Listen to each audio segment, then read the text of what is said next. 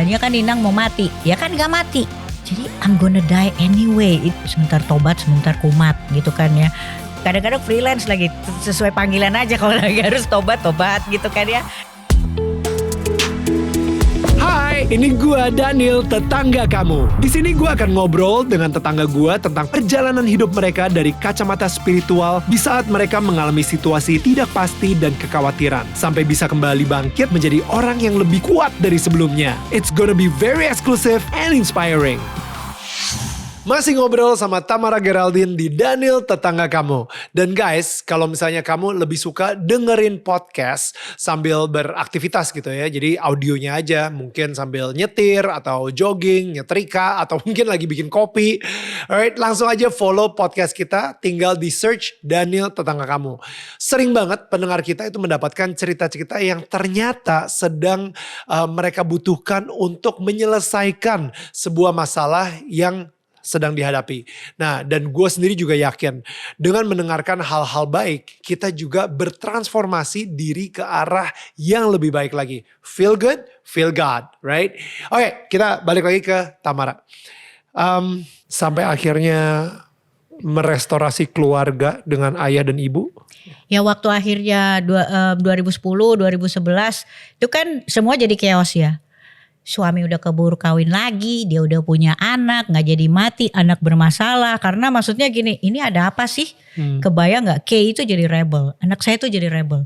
Karena kita gak punya apa-apa, dia ngerasa gak dilibatkan dalam setiap perencanaan. Terus saya bilang, tadinya soalnya Inang mau mati, ya panggil saya Inang ya. Tadinya kan Inang mau mati, ya kan gak mati. Gitu. Jadi dia jadi rebel. Suami juga bingung gitu. Ini udah ada keluarga baru.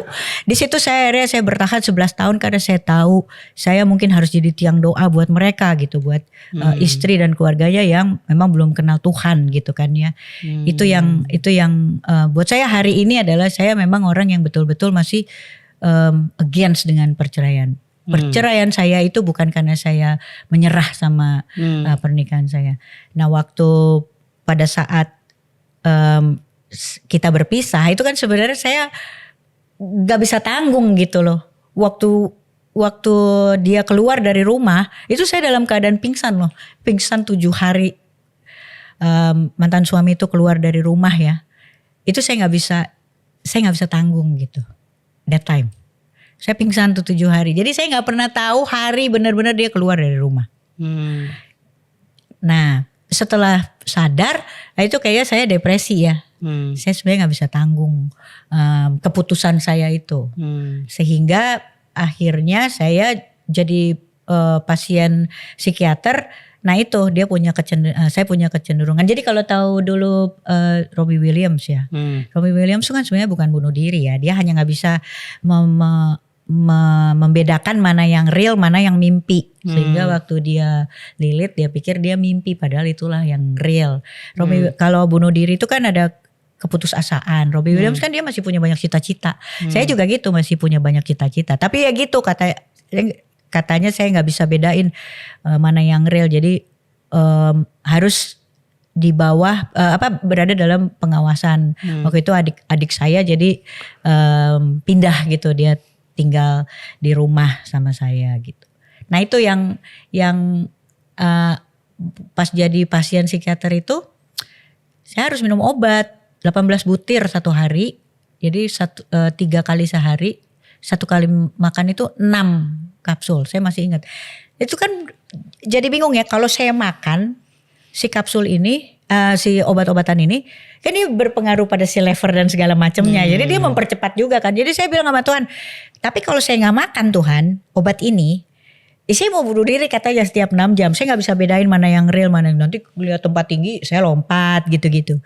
Jadi I'm gonna die anyway. Ini masalah cuma dengan matinya dengan seperti apa? Iya. Dengan natural atau dengan lebih dramatik gitu kan ya. Terus saya begini, since aku gayanya gak bisa ngapa-ngapain, Tuhan aturlah, saya bilang gitu. Nah di situ hari itu saya memutuskan saya gak mau minum obatnya gitu.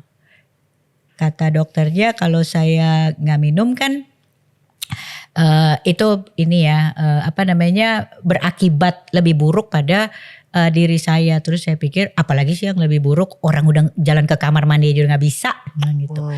Udah kuning semuanya. Makanya jadi Tuhan you take control lah gitu.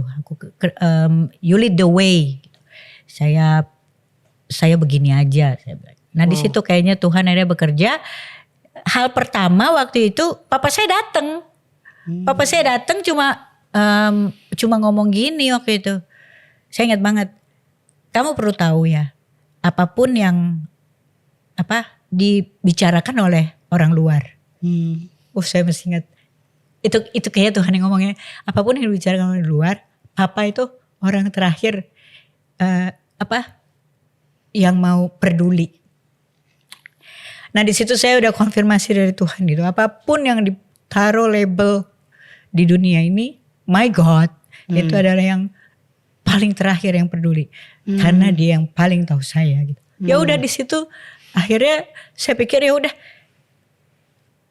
saya udah balik gitu. Secara natural saya kembali kepada Bapak dan secara ini saya kembali mengizinkan Tuhan gitu. Itu kalau memang selalu momen itu, thank you, momen itu yang selalu bikin terharu gitu ya, sama keberadaan hari ini tuh itu. Saya ingat banget, gak ada angin gak ada hujan gitu, papa datang terus ngomong gitu. Itu kan berarti Tuhan yang suruh ya gitu. Dan itu seperti kayak selama ini kepahitan yang sudah dirasakan sama ayah, karena ayah itu kayak tidak pernah menganggap Tamara itu berharga, itu pecah semuanya. Karena ternyata Tamara ini berharga banget di mata papa. Iya, dia gak ada angin gak ada hujan, dia cuma ngomong gitu aja, itu kan aneh ya. Tapi saya bilang ya itulah konfirmasi dari Tuhan. Hari ini tuh saya kalau kembali ke sana tuh saya selalu terharu dan mengucap syukur ya. Gitu hari ini ada gitu. Gila ya.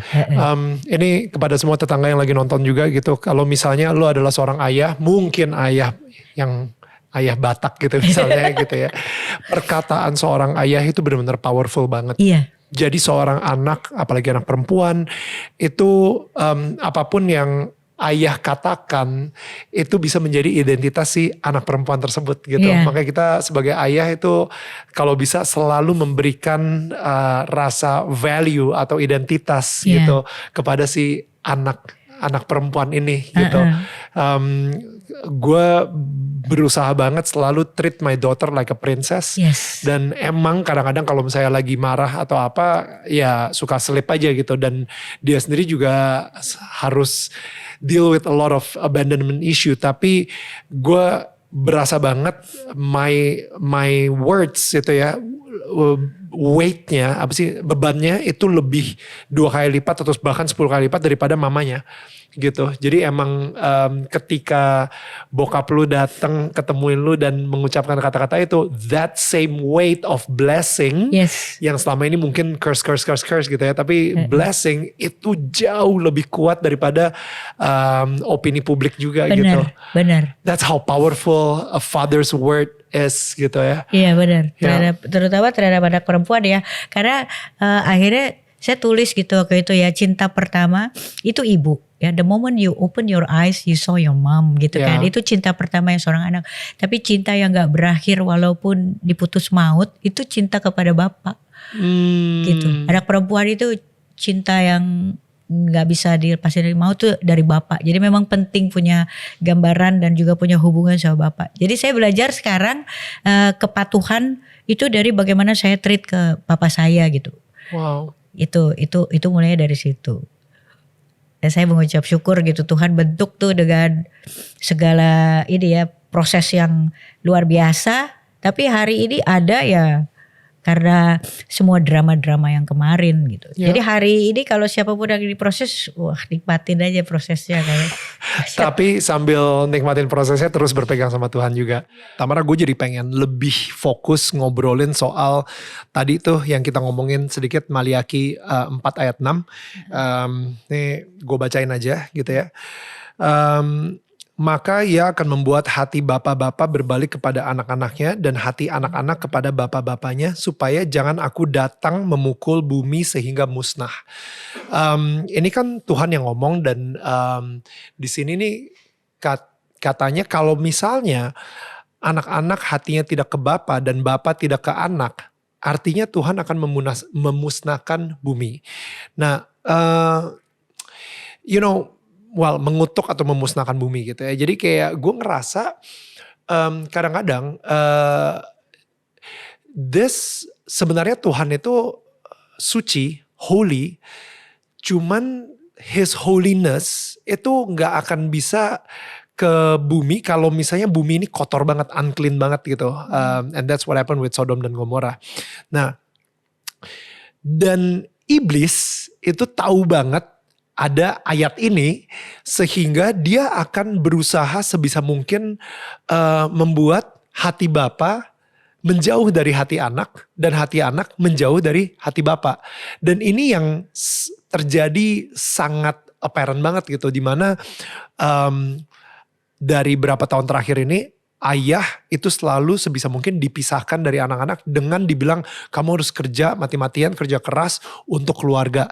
Jadi banyak banget ayah-ayah yang mereka masih hidup tapi mereka tidak hadir. Mereka tidak ada dalam kehidupan anak. Dan anak pun juga dijauhkan dari hati bapak karena mereka kepahitan sama bapaknya. Dan lebih parahnya lagi, sekarang ini masuklah agenda-agenda yang menormalisasikan bahwa dua ibu cukup loh. Dan kalau misalnya ada perceraian, dan kebanyakan anak normalnya pasti ikutan sama ibu, bukan sama ayah gitu. Sehingga semakin banyak di dunia ini yang anak itu tidak tumbuh lagi bersama ayahnya, padahal ayahnya masih hidup gitu.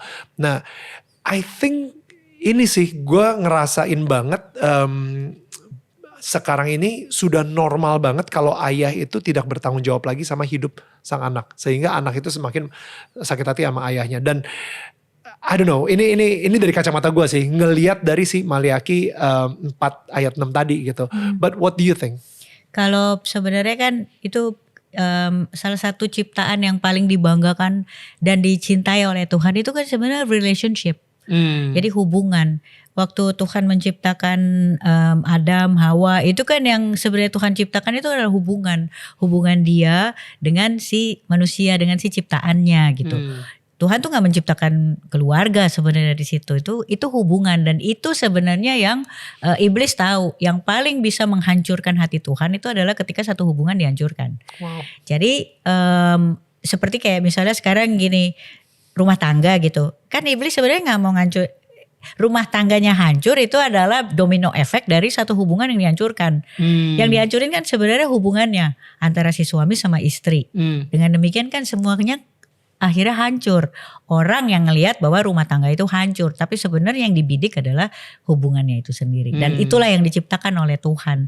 Maliaki itu kan sebenarnya juga kalau saya ngelihat gitu ya, hubungan bagaimana antara bapak sama anak gitu. Bagaimana bapak bekerja melalui anaknya gitu kan ya, Tuhan Yesus gitu. Itu kan iblis juga tahu cara kerja Allah yang begitu sempurna itu, yang juga dia bikin di dunia. Itulah yang dibidik juga sama iblis gitu. Bagaimana iblis coba ngerusakin itu, karena semuanya berdampak kok. Ketika hubungan itu rusak, semuanya juga jadi rusak. Ya.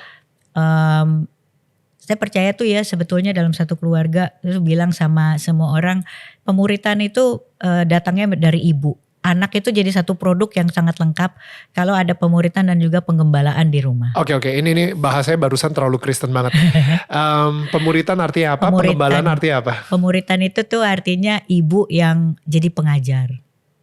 Ibu jadi guru ya, pengajar gitu pengajar. Ya. Jadi ibu itu yang ngajarin segala sesuatu, makanya ibu tuh kan kayak radio rusak gitu kan. Ngulang-ngulang terus ya. Iya, dia ngomong ini, tapi bapak itu si gembala. Gembala itu kan kalau dia lagi ngembalain domba-dombanya, dia kadang di depan, di tengah, di belakang gitu. Nah si bapak itulah yang jadi konfirmasi dari pengajaran si ibu. Jadi kalau misalnya nih si ibu bilang gini, kamu tuh jadi laki-laki tuh harus cepat gitu. Nah dia ngelihat bapaknya lambat, dia nggak akan jadi cepat karena ini radio rusak doang, konfirmasinya nggak ada, gitu. So good.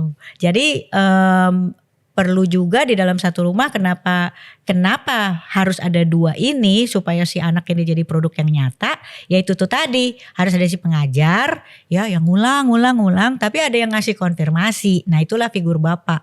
Makanya anak yang nggak punya problem solving itu kan selalu kalau yang bapaknya nggak ada karena konfirmasinya nggak ada. Si ibu ini sibuk ngajar konfirmasinya nggak ada. Gitu. Nah iblis tahu itu gitu. Iblis sangat tahu. Satu aja dipisahin aja nggak jadi kan yang di bawah gitu. Nah kembali ke sana memang selalu kayak crossing gitu ya, bapak itu kan ke anak perempuan gitu-gitu ya. Kalau sekarang lebih nyatanya gitu. Kalau anak perempuan kan sebenarnya dia copycat terbaik dari ibunya. Ibunya nggak usah ngapa-ngapain, anak perempuan pasti akan turn out to be like their mom. Itu udah pasti gitu. Tapi anak laki-laki itu dia butuh konfirmasi dari bapak. Anak perempuan apapun yang dia lihat dari bapaknya itulah yang akan dia cari nanti keluar. Makanya kadang-kadang kalau misalnya udah bapak-bapak harus jadi bapak-bapak yang baik ya supaya anaknya juga dapat jodohnya yang baik ya. Karena ya itu segala sesuatunya itu dari bapak. Ketika bapak mengecewakan anak tidak mengisi tangki anak perempuannya, mungkin itulah yang terjadi ya. Itu yang terjadi juga sama saya kayaknya ya. Tapi sekali lagi itu bukan karena papa saya gimana-gimana. Papa saya itu kan juga orang Batak sih ya gitu ya. Jadi culture-nya sehingga kalau kembali lagi ke kehidupan saya juga gak nyalain papa gitu ya. Dia dia bukan orang dengan segala keterbatasannya dia berusaha. Saya juga karena saya gak sekolah, saya juga jadinya nggak bisa menangkap gitu, nggak bisa menjalankan bagian saya untuk jadi anak yang sedikit bisa lebih mengerti gitu sama orang tua yang kayak begitu gitu. Nah itu kalau di Maleakhi saya ngelihatnya Allah kehabisan waktu, tapi kita juga nggak boleh lupa iblis pun kehabisan waktu. Jadi kalau saat ini iblis juga nggak punya cara lain, dia copy cara kerjanya Allah gitu. Jadi kita sebagai orang yang ada di bumi sebenarnya harusnya kejar Tuhan supaya kita tahu gitu. Karena mirip-mirip kan. Semuanya serba mirip gitu. Pengajaran-pengajaran serba mirip. Suaranya iblis juga kalau kita nggak peka-peka banget ya mirip gitu dengan Tuhan. Makanya dan bahkan miraclesnya juga mirip. Kayak ketika Musa sama Firaun dan habis itu dia iniin tongkat jadi ular dan habis itu ternyata magiciannya Firaun juga bisa melakukan hal yang sama. Jadi sebenarnya miraclesnya pun juga sebenarnya iblis pun bisa melakukan miracles yang sama gitu. Cuman copycatnya itulah KW-nya, versi KW-nya. Iya, makanya saya selalu bilang dulu juga hati-hati gitu. Yang satu mujizat, yang satu sulap istilahnya gitu kan. Cuma kita gak bisa deteksi itu kalau kita gak punya hubungan yang harmonis sama penciptanya gitu. Mesti memang akhirnya saya ngerti gitu ya yang namanya bikin hubungan sama Tuhan itu memang harus full timer ya. Kalau dulu kan saya part time, sebentar tobat, sebentar kumat gitu kan ya. Kadang-kadang freelance lagi, sesuai panggilan aja kalau lagi harus tobat gitu kan ya. Gak boleh, ternyata harus full time, harus mengerjakan keselamatannya secara full time gitu. Kalau ditanya ya, kapan waktu yang paling baik untuk pulang, itu justru hari ini. Pulang ke Tuhan. Pulang ke Tuhan. I have no choice gitulah. Ya, you're the only that I know. Ya udah gitu. Jadi saya bilang ya udahlah suka-suka Tuhan. Jadi saya ngikutin prosesnya aja sekarang.